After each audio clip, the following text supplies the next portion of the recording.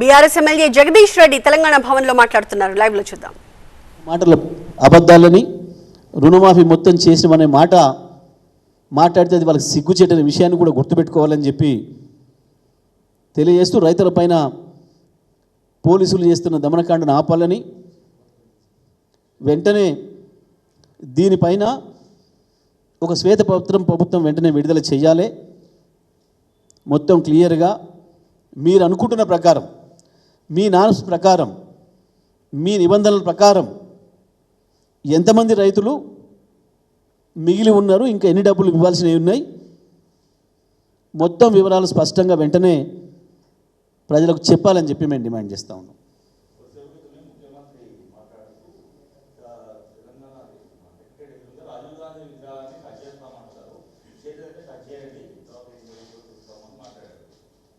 తప్పకుండా చేస్తాం, చేయకుండా ఎట్లుంటాం?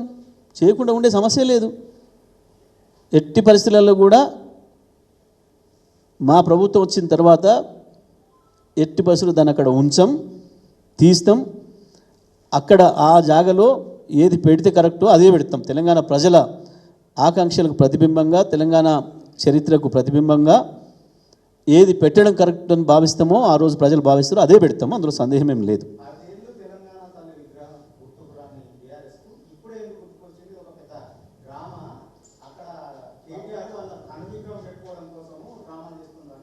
తెలంగాణ తల్లి విగ్రహం అని మేము ఆ రోజు ప్రకటించినాం, క్లియర్గా స్పష్టంగా చెప్పినాం. అమరజ్యోతి ప్రారంభం రోజు చెప్పినారు కేసీఆర్ గారు. దాంట్లో చర్చే లేదు. 10 ఏళ్ల కింద ఉంది ఆ సెక్రటేరియట్. ఎవడో తెలివి తక్కువ మాట్లాడినాడు. సెక్రటేరియట్ కట్టిందే మొన్న. సెక్రటేరియట్ కట్టి అమరజ్యోతి పూర్తయినాడే చెప్పారు కేసీఆర్ గారు. అది ఈసారి రాగానే పెట్టుకుందాం అనుకున్నాం, మంచిగా ఒక పండుగ చేసుకుందాం అని అనుకున్నాం. కానీ దురదృష్టవశాత్తు దొంగలు వచ్చి కూర్చున్నారు, తెలంగాణ ఆత్మలేని వాళ్ళు వచ్చి కూర్చున్నారు, తెలంగాణ ద్రోహులు వచ్చి కూర్చున్నారు అక్కడ. అది దురదృష్టం. తెలంగాణ ద్రోహులు వచ్చి కూర్చున్నారు, దురదృష్టం. తెలంగాణ ఆత్మ లేని వాళ్ళు, తెలంగాణ ఉద్యమ సంబంధం లేని వాళ్ళు, తెలంగాణ ఆకాంక్షలు తెలియని వాళ్ళు వచ్చి కూర్చోవడం వల్ల ఇది జరుగుతుంది. ఏమిటికండి రాజీవ్ గాంధీ అసలు రాజీవ్ గాంధీ అనే ఆయనకు తెలంగాణ పదం తెలుసా? ఎప్పుడైనా ఆయన ఉపన్యాసాలలో ఎక్కడైనా ఆయన జీవితకాలంలో తెలంగాణ పదాన్ని ఉచ్చరించినట్టు ఎక్కడైనా చూపిస్తారా?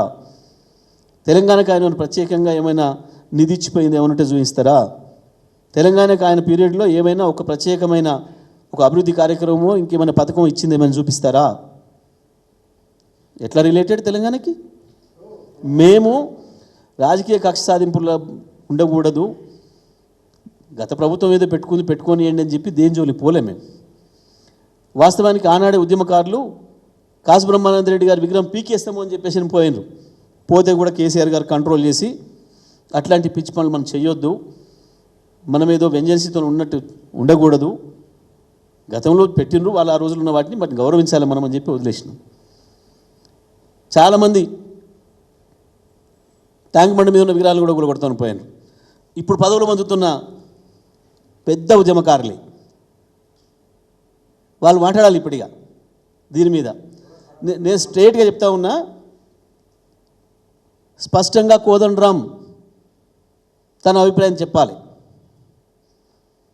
హరగోపాల్ గారు నేను ఉత్తరం రాసినారు రాహుల్ గాంధీకి, అది కరెక్ట్ కాదు, తెలంగాణ తల్లిదే పెట్టండి అని చెప్పి. దాని మీద కోదండరాం కూడా చెప్పాలి ఏందో ఆయన అభిప్రాయం. ఇదే కోదండరాం సాగరహారతిలో పాల్గొంటున్నప్పుడు, తెలంగాణ మార్చ్ చేస్తున్నప్పుడు ఈ రేవంత్ రెడ్డి ఎక్కడున్నాడో, రేవంత్ రెడ్డి చర్యలు ఆ రోజు ఏముండెనో, ఈరోజు కోదండరాం వాటి మీద తన అభిప్రాయం ఏం చెప్తాడో చెప్పాలి. పర్టికులర్గా ఈ విషయంలో, విగ్రహం విషయంలో కోదండరాం ఆయన అభిప్రాయం ఏందో చెప్పాలి ప్రజలకు.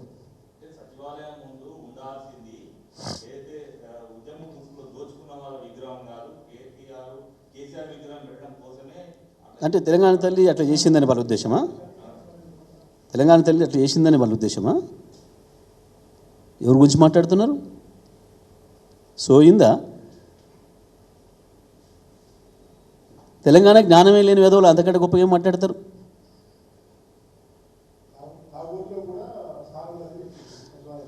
అదే దురదృష్టం. ఇప్పుడు అంతా వాళ్ళు వచ్చి కూర్చురు కదా, అదే కదా సమస్య. అంతా వాళ్ళు వచ్చి కూర్చురు కాబట్టి సమస్య. ఈ చిల్లర మాటలు చిల్లర చేష్టలు తెలంగాణ ప్రజలు కోరుకోవట్లేదు. ఒక ముఖ్యమంత్రి అంటే నుంచి ఇటువంటి రావాలని తెలంగాణ ప్రజలు కోరుకోవట్లేరు.